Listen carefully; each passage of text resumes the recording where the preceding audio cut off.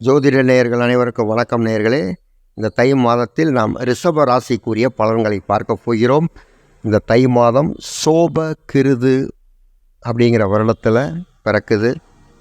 புது வருடமும் அந்த வருஷத்தில் தான் பிறந்துச்சு. தை மாதமும் அந்த வருடத்தில் தான் பிறக்கின்றது. திதி சதுர்த்தி திதியாக பிறக்கின்றது. நட்சத்திரம் சதயம் நட்சத்திரமாக பிறக்கின்றது, ராகுவோட நட்சத்திரமாக. சித்த யோகம் மதியம் 1:05 வரை உண்டு. நாம யோகம் வயதீபாதம் அப்படிங்கிற நாம யோகத்தில் பிறக்குது. கரணம் பத்திரை அப்படிங்கிற பாயித்தீரை அப்படிங்கிற கரணத்தில் பிறக்குது. சந்திராஷ்டமம் கடகராசிக்கு பூச நட்சத்திரம், பூசத்துக்கும் ஐலியத்துக்கும் சந்திராஷ்டமம் ஆரம்பிக்கும். இதெல்லாம் பொதுவான பலன்கள். தை மாதத்திலே மகர ராசிக்கு சூரியன் வருவதைத்தான் தை மாதம் என்று கூறுகிறோம். இந்த தை மாதம் மிதுன ராசிக்கு ஒரு நல்ல காலம் என்று தான் சொல்ல வேண்டும். எதிர்பார்த்த காரியங்கள் விறுவிறு நடக்கும். தொழில் புரிகிறவங்க நல்ல லாபத்தை அடைவார்கள். எதிர்பாராத தனலாபம் சேரும். வரன் தேடிக்கொண்டு இருப்பவர்களுக்கு தை மாதம் முதல் வாரத்திலே நல்ல வரனாக அமையும். ஆனால் நல்ல வரனாக அமையும், ஆனால் டக்குன்னு முடிவெடுத்துடக்கூடாது. நிறுத்தி நிதானமாக பார்க்கணும். கலைஞர்களுக்கு, கலைத்துறையில் இருக்கக்கூடிய கலைஞர்களுக்கு பொற்காலம் என்று தான் கூறணும்.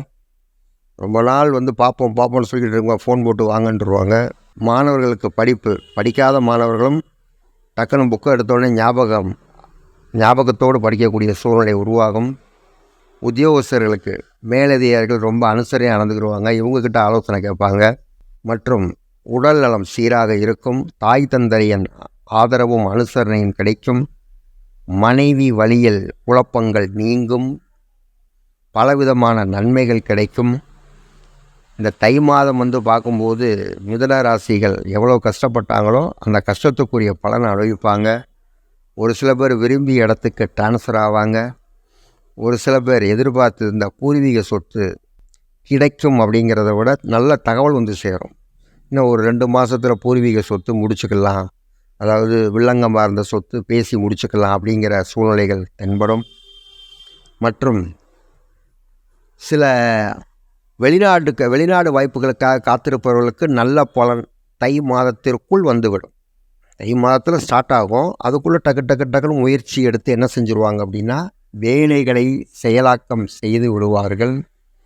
அதனால் தை மாதம் பொதுவாகவே மிதுன ராசிக்கு ஒரு நல்ல காலம் என்று தான் சொல்லலாம். இன்னொன்று என்ன அப்படின்னா, எடுத்தோடனே டக்குன்னு எதையும் எடுத்தோம் கவுத்தோம் என்று முடிவெடுத்துடக்கூடாது. ஏன்னா தை மாதம்னா அந்த 9 கிரகங்களையும் பார்த்து தான் நம்ம முடிவெடுக்க வேண்டியிருக்கு, எந்தெந்த கிரகம் எதில் இருக்குன்னு. ஸோ அப்படி பார்க்கும்போது ஃபேவராக இருக்கக்கூடிய கிரகம் நன்றாக இருக்கிறது, அதை பற்றி ஒன்றும் இல்லை. மற்ற 8 கிரகத்தையும் நம்ம பார்த்து தான் செயலாக்கம் செய்யணும். ஒரு சில நேரங்களில் அலைச்சல்கள் அதிகமாக இருக்கும், ஆனால் இப்போதைக்கு இருக்காது. தை மாதம் ஃபுல்லாக அலைச்சல் இருக்காது. வரக்கூடிய அந்த காலகட்டங்களில் அலைச்சல்கள் கொஞ்சம் அதிகமாக இருக்கும். நண்பர்கள் சற்று நல்ல இணக்கத்துடனே இருப்பார்கள். நண்பர்களால் தான் இந்த மிதுன ராசி நேயர்களுக்கு இந்த தை மாதம் நல்ல பலன்கள் கிடைக்கவும் வாய்ப்பு உண்டு.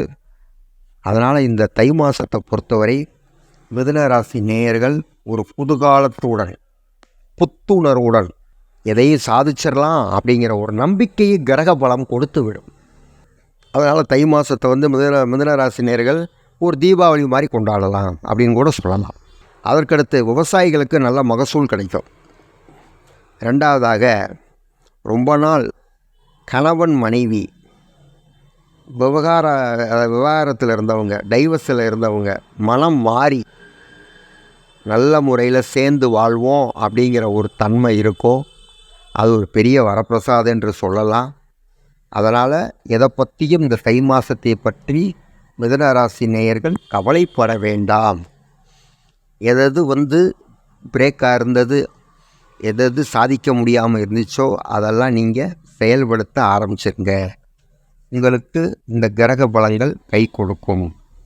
மிதுன ராசி நேயர்கள் இன்னும் அதிக வளங்கள் பெற்று தை மாதத்தை கொண்டாட வேண்டும் என்று என்னுடைய மனப்பூர்வமான வாழ்த்துக்களை தெரிவித்துக் கொள்கிறேன். நேயர்களே, நன்றி, வணக்கம்.